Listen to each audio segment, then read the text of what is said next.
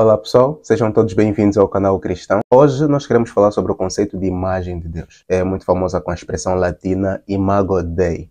Significa a mesma coisa. As escrituras inteiras só descrevem o homem, e unicamente o homem, como imagem de Deus. Durante o processo da criação, Deus vai fazendo várias coisas e ao homem é de alguma forma dada a característica especial de imagem de Deus. Agora, o que é que isso significa? É isso que nós vamos tentar descobrir. Eu reuni algumas visões que nós vamos avaliar, vamos conversar com essas visões para nós saber se são visões que foram extraídas verdadeiramente do texto. A primeira visão que eu quero apresentar é uma visão que é muito famosa entre os mormons. Como agora os mormons também estão a possuir assim visões que vão variando, mas pelo menos era muito famosa, era a visão de que a imagem de Deus na verdade se refere à forma física de Deus. Significa que Deus tem uma cabeça, dois braços, duas pernas e um tronco, assim como nós fomos descritos, a mão com 10 dedos e etc, etc. É que isso não faz sentido, porque a Bíblia diz que Deus é espírito e, portanto, ele é além do tempo e do espaço. E o homem foi concebido dessa forma, visando o ambiente em que ele vive, em que ele habita. Nós fomos concebidos dessa maneira, visando funções biológicas. Eu tenho fossas nasais, eu tenho orelhas, ouvido e olhos para obedecer certas funções biológicas. Não faria sentido atribuir isso a Deus, porque Deus não é um ser terreno, não precisa habitar na terra para ter essas características que nós possuímos. Claro, Deus pode assumir a forma humana, mas não significa que ele é essencialmente dessa forma ou dessa natureza. A segunda visão é a visão substantiva. A visão substantiva é muito parecida com aquela ideia de que uns atribuem a imagem de Deus à alma. A visão substantiva diz que nós possuímos ontologicamente e psicologicamente as mesmas qualidades que Deus. Nós nos assemelhamos a Deus nesse sentido. Por exemplo, Deus é um ser racional, então criou o homem de forma racional. Deus é um ser criativo, criou o homem de forma criativa. Deus é um ser emotivo, criou o homem de forma emotiva, de tal forma que nós partilhamos alguns atributos com ele. Basicamente, isso é uma alegação ontológica. Nós somos ontologicamente e psicologicamente semelhantes a Deus. Ou até biologicamente, se você é daqueles que não consegue separar o espírito do corpo, então seria também biologicamente. Nesse sentido, essas são as coisas que destacam o homem como diferente de todo o resto da criação. Bom, essa visão, a visão substantiva, levanta alguns questionamentos. O primeiro é, se isso é verdade, significa que Lúcifer também é imagem de Deus?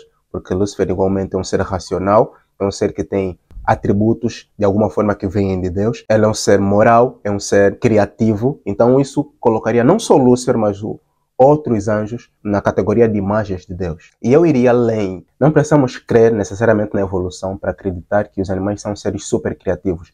E muitos estudos recentes mostram que eles têm desenvolvido traços de racionalidade. Ademais, as escrituras não diferenciam ontologicamente a criação do homem e do animal. O homem foi criado do pó da terra, assim como o animal. Até os termos que foram usados para descrever a criação do homem são os termos semelhantes aos animais. Não há diferença ontológica relevante na criação do homem e do animal. O espírito que é colocado no homem também foi colocado no animal. Por isso a ideia de alma não casa, não há diferença realmente ontológica entre os dois. E aqui chegamos na visão que eu creio que é a mais acurada. É que em Gênesis, quando a Bíblia fala de imagem de Deus, ele está se referindo a um chamado, ou a uma função, ou um propósito que Deus dá ao homem. O homem foi chamado por Deus para ser seu representante, seu vice-regente na terra, seu governador. Isso significa a imagem de Deus. Essa ideia de imagem de Deus era muito comum no mundo antigo, principalmente no Antigo Oriente Próximo, que se refere aos países que circundavam Israel. Era bastante comum. Egito, por exemplo, eles usavam esse termo imagem para se referir ao rei ou ao faraó. O faraó era a imagem de Deus. Ela é que representava o Deus na terra. Deus governava a terra por meio dele. E outros povos, por exemplo, a Síria. Eu vou ler um texto assírico do século 7 a.C., para você ver basicamente como é que essa ideia era difundida lá. É basicamente como uma poesia. Um homem livre é como a sombra de um Deus. O escravo é como a sombra de um homem. O rei, porém, é como a própria imagem de Deus. Então, a imagem de Deus nos povos antigos estava associada a um rei, alguém que reinava sobre um povo, sobre uma terra. Era bastante difundida. Além desse facto, era também chamada de imagem de Deus aos ídolos, estátuas, monumentos que eram espalhados pelo reino para representar a presença de um Deus ou de um rei.